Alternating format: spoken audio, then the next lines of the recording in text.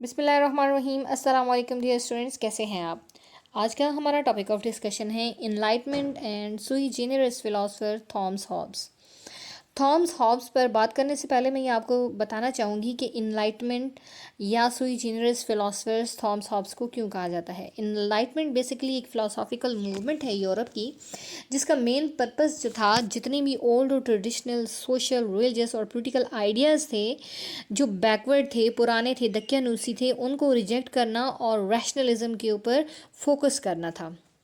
अब उस time period में जितने भी फ़िलासफ़र्स, ड्रामिस्ट, पोएट और जितने भी राइटर्स थे जो उस टाइम पीरियड में पैदा हुए हैं या जिन्होंने जो काम किया है, उन्हें कहा जाता है इनलाइटमेंट फ़िलासफ़र और राइटर।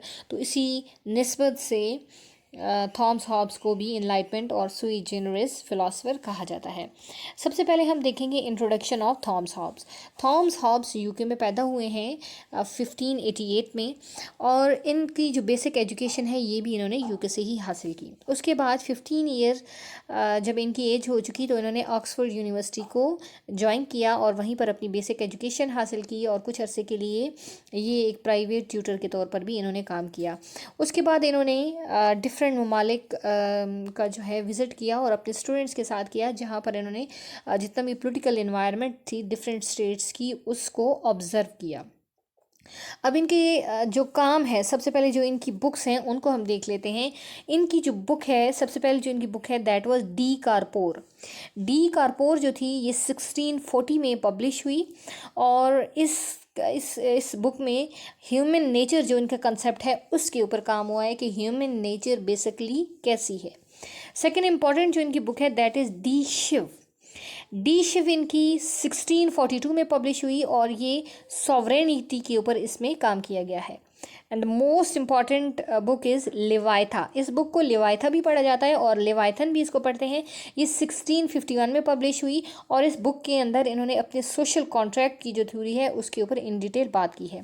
वेल स्टूडेंट, ये तो था brief introduction about Thomas Hobbes. अब हम उस पॉलिटिकल इन्वायरमेंट के बारे में इन डिटेल डिस्कशन करेंगे जिसमें थॉमस हॉब्स पैदा हुए हैं, क्योंकि थॉमस हॉब्स की फ़िलासफ़ी को अंडरस्टैंड करने के लिए ये ज़रूरी है कि हम उस इन्वायरमेंट को समझ लें जिसमें ये पैदा हुए हैं, क्योंकि उस इन्वायरमेंट का बहुत ज़्यादा असर रहा है इनके अपने माइंड के ऊपर, इनकी अपनी साइकोलॉजी के ऊपर, और वो असर हमें इनकी तहरीरों में नज़र आता है। हाँ, जब पैदा हुए हैं तो उस वक्त हम देखते हैं कि चूँकि ये यूके में पैदा हुए हैं, बरतानिया में पैदा हुए हैं, और यूके की उस वक्त जंग हो रही थी स्पेन के साथ। उस वक्त स्पेन भी एक सुपर पावर था। यूके ने इस जंग में स्पेन को आल्दो के हरा दिया था। उस वक्त यूके में स्ट्रॉन्ग मनार्की थी। जब हॉब्स तकरीबन 40 साल का हुआ तो उस वक्त यूके के अंदर सिविल वार शुरू हो गई। यानी जब पैदा हुआ तो उस वक्त यूके जो है एक स्पेन के साथ जो है वार में था, और जब हॉब्स जवान होता है, जब 40 साल का होता है, तो उस वक्त यूके के अपने अंदर जो है वो सिविल वार उस वार को कहते हैं जो एक स्टेट के अंदर जो है डिफरेंट ग्रुप्स के दरमियान जो है वो शुरू हो जाती है। अब ये सिविल वार के दौरान दो ग्रुप बन जाते हैं। एक ग्रुप जो है जो जिसे रॉयलिस्ट कहा जाता है, वो किंग को सपोर्ट कर रहा था, मीन बादशाह को सपोर्ट कर रहा था, और दूसरा जो ग्रुप था वो पार्लियामेंट की पावर को सपोर्ट कर रहा था। यानी एक ग्रुप ये चाहता था कि सारे के सारा जो अख्तियार है वो बादशाह के पास, किंग के पास रहे, और दूसरा ये चाहता था कि वो पार्लियामेंट के पास सारे का सारा अख्तियार हो। पार्लियामेंट यानी अवाम का नुमाइंदा इदारा होता है जो टाइम टू टाइम चेंज होता है और जिसे लोग इलेक्ट करते हैं, जबकि यूके का जो किंग था वो हेरिडेटरी था, मीन वरासती था। बाप के बाद उसका बेटा और उसके बेटे के बाद उसका जो बेटा या बेटी थी वो मनार्क बन जाते थे। अब रॉयलिस्ट जो थे वो किंग की पावर को सपोर्ट कर रहे थे, रॉयलिस्ट किंग की पावर को सपोर्ट कर रहे थे।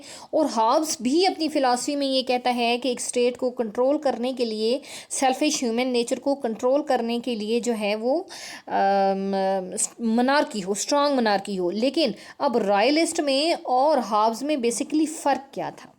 फ़र्क ये था कि हॉब्स चाहता था कि किंग पावरफुल हो, किंग पावरफुल हो लेकिन उसके पास डिवाइन राइट ना हो। डिवाइन राइट मीन खुदाई इख्तियार उसके पास ना हो, उसके पास सिर्फ पॉलिटिकल पावर हो। जबकि रॉयलिस्ट जो हैं वो कहते थे कि तमाम की तमाम पॉलिटिकल पावर और तमाम की तमाम डिवाइन पावर भी जो है वो किंग के पास हो। ये दोनों में ये फ़र्क था। फिर हम जब ये देखते हैं कि हॉब्स की सारी ज़िंदगी खौफ में गुजरी है। एक तो यूके की अपनी इंटरनल सिविल वार और दूसरी उसकी उसकी वार जो है स्पेन के साथ। अब ये सारा टाइम पीरियड जो है हॉब्स के बचपन से लेकर उसकी जवानी तक का जो है ये जंग व जदल जदल की जो है वो सिचुएशन रहती है। हॉब की सारी ज़िंदगी खौफ में गुजरती है।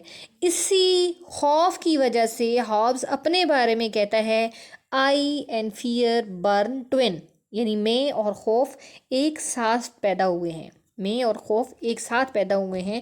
और एक जगह पे वो ये भी कहते हैं कि मेरी माँ ने मुझे और खौफ को एक साथ जन्म दिया। अब खौफ क्या है बेसिकली, हॉब्स क्या, अब खौफ क्या है? ये खौफ तो हर इंसान को होता है। किस चीज़ का खौफ होता है? खौफ इंसान को अपनी जान का होता है, अपनी प्रॉपर्टी का होता है, यानी अपने से वाबस्ता लोगों का होता है, अपने से वाबस्ता चीज़ों का होता है कि मेरी जान ना चली जाए, मेरे रिश्ते ना छिन जाए, मेरी जो प्रॉपर्टी है ये ना छिन जाए। बेसिकली ये खौफ है।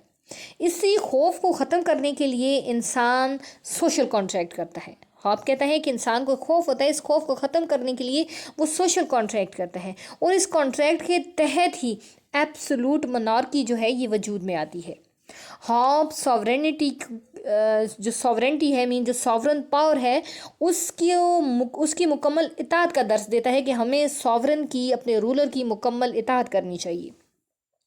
हॉब्स ने चूँकि पॉलिटिकल नॉलेज को हासिल करने के लिए, पॉलिटिकल साइंस का जो इल्म है इसे हासिल करने के लिए यूरोप के मुख्तलिफ ममालिक का दौरा अपने शागिर्दों के साथ किया था। इस दौरान उसने ना सिर्फ पॉलिटिकल इंस्टीट्यूशन को अंडरस्टैंड किया बल्कि उसने इंसानी फितरत का भी मुताला किया। इंसानी फितरत जो है, ह्यूमन नेचर जो है, उसको इन डिटेल उसने पढ़ा। तो उसने ये कहा कि जो ह्यूमन नेचर है ये सेल्फिश है। बेसिकली सेल्फिश क्यों है? क्या? क्योंकि हर इंसान अपने लिए काम करता है और इस सेल्फिशनेस को ख़त्म करने के लिए ज़रूरी है कि एक किंग हो, एक स्ट्रॉन्ग मनार्क हो और ये सारे के सारे जो अवाम हैं, जो सेल्फिश लोग हैं, उस मनार्क के अंडर हों। दूसरे लफ्ज़ों में वो तमाम तर अफेयर्स को सॉवरन के मातहत कर देता है, यानी सॉवरन के पास तमाम की तमाम तर अथॉरिटी है और सॉवरन तमाम लॉ से अबव है। क्योंकि हॉब्स एक रैशनलिस्ट था, इसी वजह से वो कहते हैं कि स्टेट खुद ब खुद वजूद में नहीं आई, ना ही इसे फितरत में वजूद में लाया, बल्कि वो कहता है कि स्टेट सोशल कॉन्ट्रैक्ट की वजह से वजूद में आई है। इसी वजह से स्टूडेंट्स हमें जो हॉब्स की फ़िलासफ़ी है इसको हम अंडरस्टैंड करते हैं तो हम उसकी सारी के सारी फ़िलासफ़ी में खौफ को देखते हैं और उसी खौफ से बचने के लिए वो अपना कंसेप्ट देता है। यानी सबसे पहले वो ह्यूमन नेचर का कंसेप्ट देता है, उसके बाद जो है फिर वो एब्सोल्यूट सॉवरेनिटी का कंसेप्ट देता है। तो इसके इन कंसेप्ट को इन डिटेल समझने के लिए ज़रूरी है कि हम उस पॉलिटिकल इन्वायरमेंट को अच्छे तरीके से समझें जिसमें वो पैदा होता है। वेल स्टूडेंट, ये तो था हमारा इंट्रोडक्टरी लेक्चर जिसमें हमने थॉमस हॉब्स के बारे में डिस्कस किया और उनकी बुक्स के बारे में डिस्कस किया और उस पॉलिटिकल इन्वायरमेंट के बारे में डिस्कस किया जिसमें थॉमस हॉब्स पैदा हुआ है। अब जो सेकंड पार्ट होगा इसी सीरीज़ का थॉमस हॉब्स के ऊपर, उसमें हम इन डिटेल डिस्कस करेंगे concept of human nature, his concept of sovereignty and his concept of social contract. तो उसमें ये जो हमारा जितना भी कंसेप्ट है उसके जितने भी फ़िलोसॉफिकल व्यूज़ हैं वो मज़ीद क्लियर हो जाएंगे। So thank you very much.